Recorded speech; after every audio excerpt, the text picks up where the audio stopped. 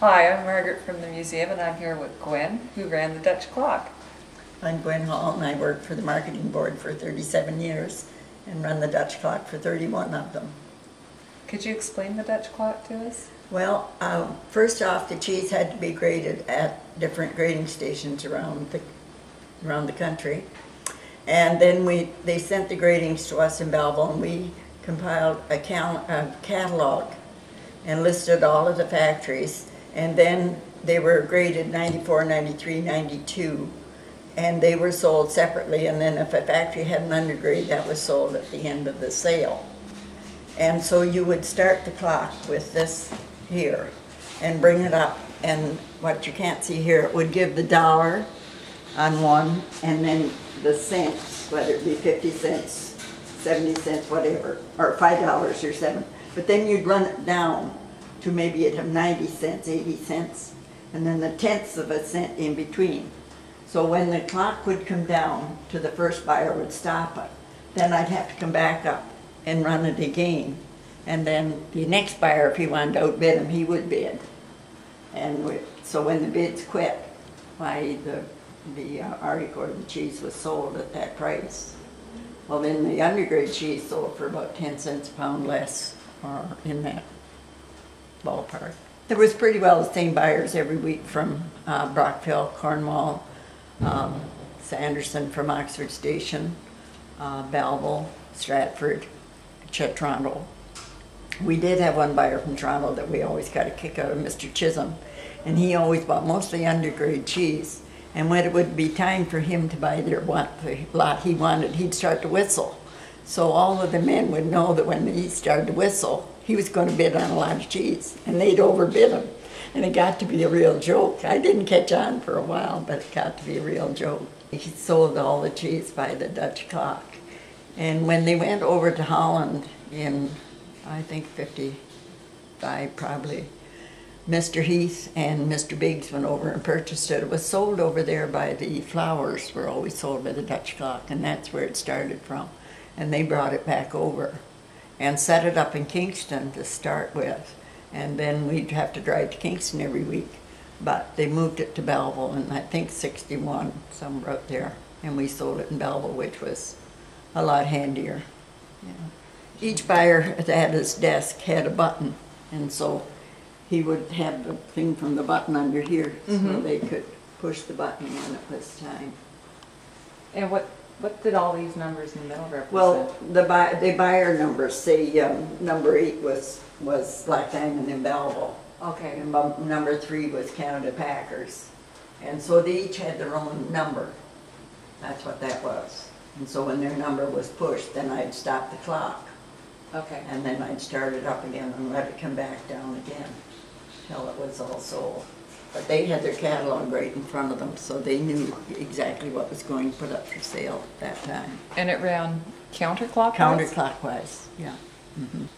But your light in the middle would change all the time, so you knew what was coming up, what the price was at the top.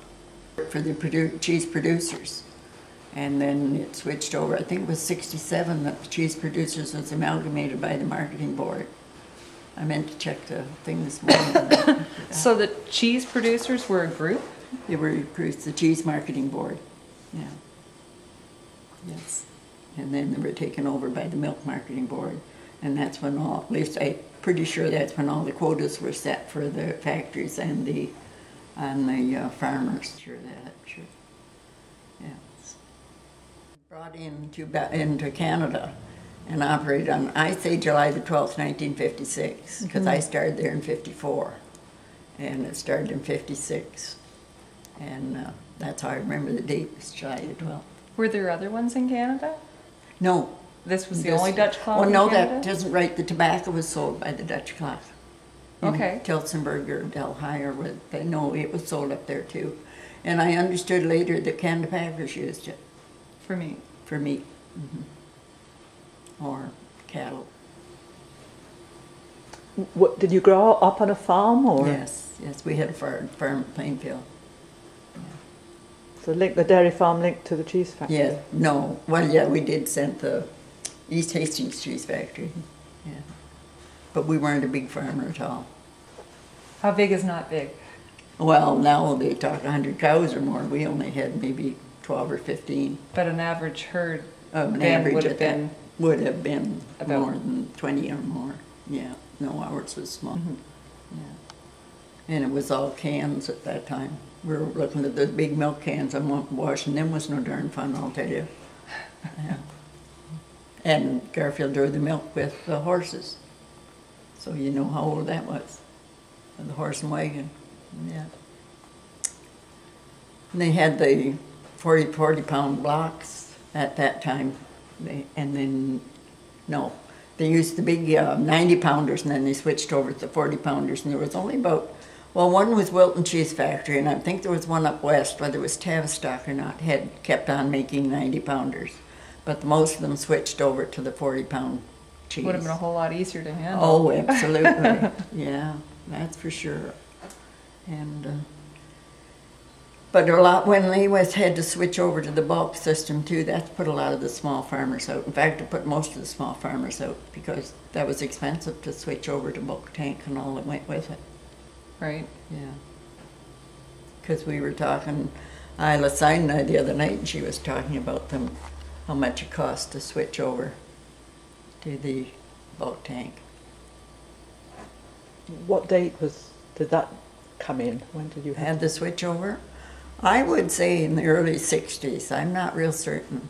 Now, with what she would have said, they would probably have had it before that because they sent their milk to Acme Dairy, I think she said, in Toronto. So they would have been on bulk tank before that, before it was switched over in the general public.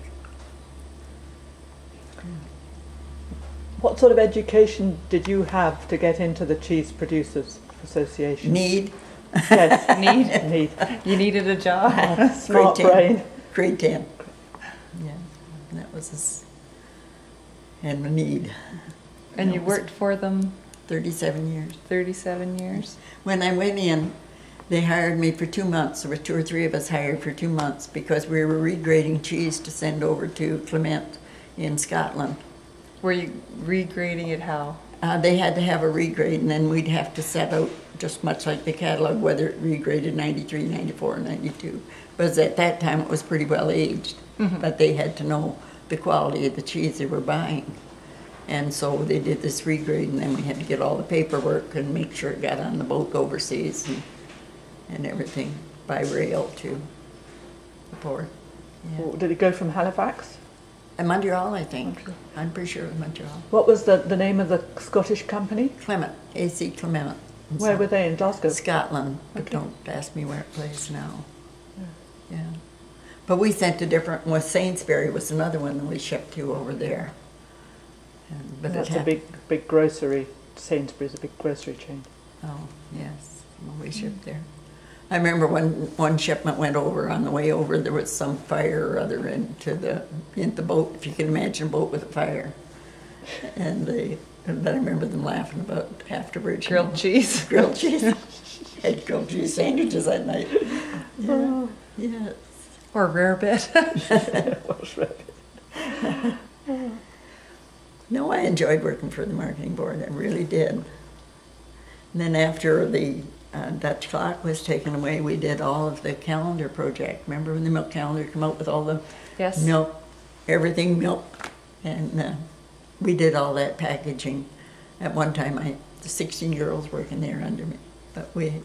And I remember them phoning from Toronto and saying, "Look now, you'll have about maybe 200 orders on Monday. This is Friday." I said, "Oh, sure." Well, we had a heck of a lot more than 200 for the rest of the 3 or 4 or 5 or 6 months. Yeah. What were these calendars? There were calendars that had recipes on, and every month, and it was put out by the Milk Marketing Board. Yeah. They still do the produce calendars. those. You must have seen them. Their inserts in the newspaper. And last Saturday in November. Yeah. But at that time they sold milk cups, milk measuring cups, milk pitchers, milk T-shirts, milk toques, everything milk. And my daughter, she got milk toques one time for my grandchildren. I have 14 of them. And here they are sitting on the stairs out home, 14 kids with milk toques on.